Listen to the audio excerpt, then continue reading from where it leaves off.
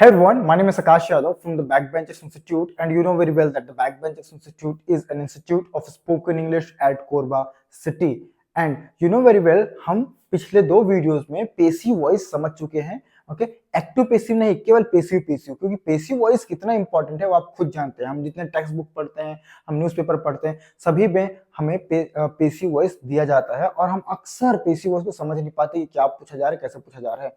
हम सेंटेंस देख के समझ नहीं पाते कि लिखा क्या होगा, है ना. अक्सर अभी भी कंफ्यूज होते हैं कि पेसिव वॉइस कैसे बनता है, कैसे उसको समझा जाता है.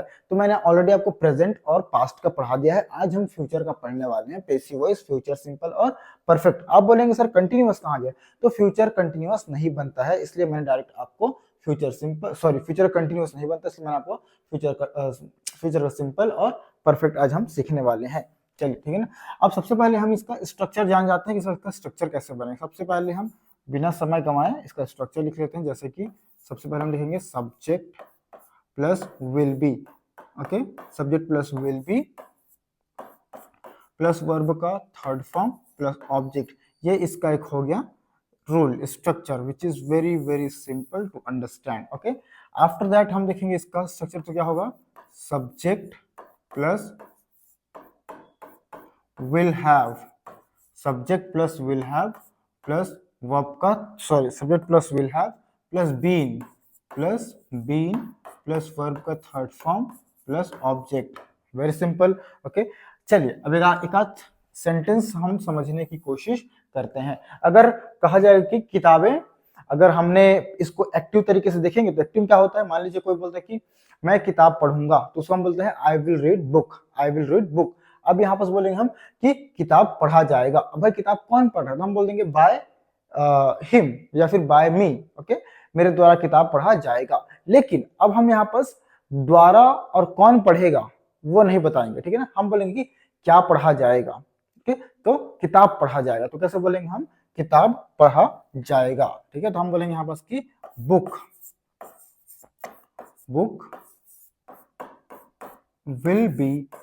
विल बी रीड का जो प्रोनाउंसिएशन होता है, रीड होता है, तो हम उसका वही लिखेंगे, बुक विल बी रीड, कि बुक विल बी रीड, कि किताब पढ़ा जाएगा, या फिर बुक्स विल बी रीड, किताबें पढ़े जाएंगे. बुक्स विल बी रीड, इस तरीके से. अब अगर हमको इसको बनाना है तो कैसे बनाएंगे हम, कि अगर इसका हिंदी अगर पूछे तो कैसे बनेगा वो, कि किताबें पढ़ी जा चुकी होंगी, किताबें पढ़ी जा चुकी होंगी. तो हम क्या पढ़ेंगे, यहाँ पर लिख देंगे books. Okay, books will have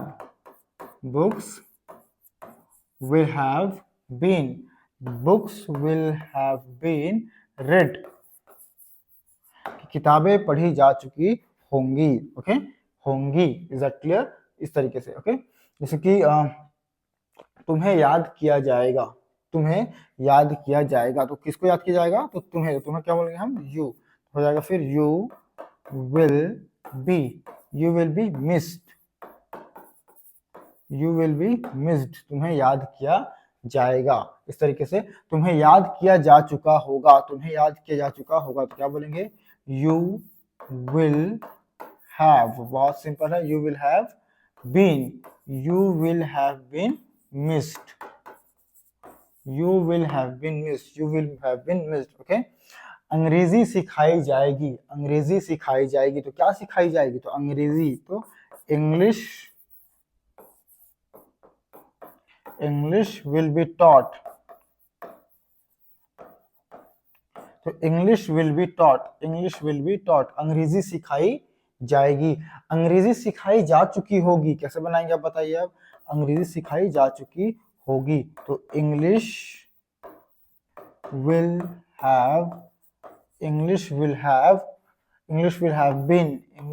have been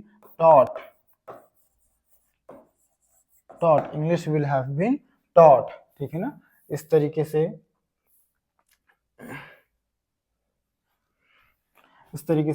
guitar बजाया जाएगा. तो हम क्या बोलेंगे, GUITER, guitar will be played. Guitar बजाया जाएगा। गिटार बजाया जा चुका होगा, कैसे बनाएंगे हम लोग? Guitar will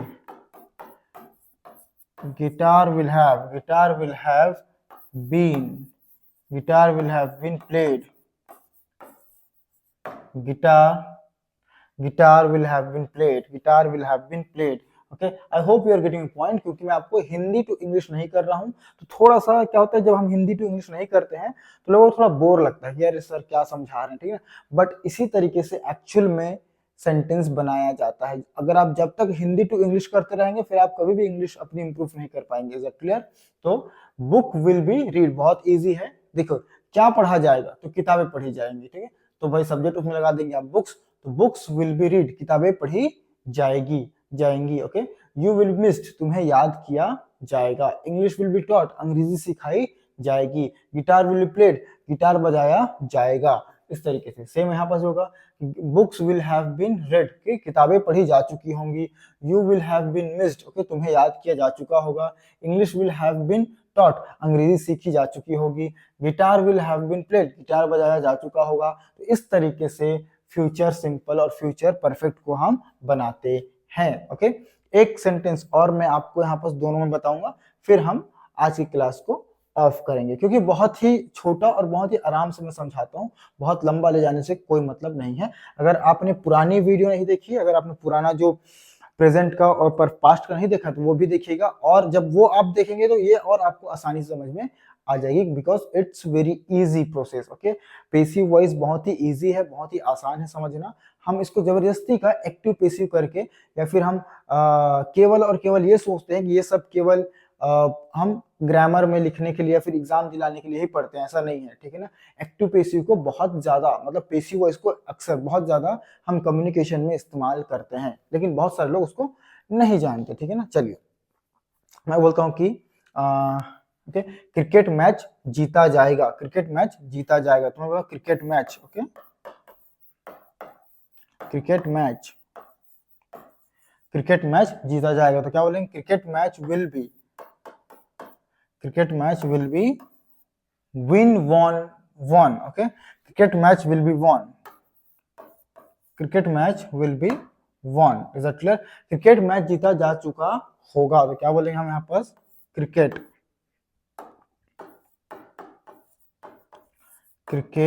match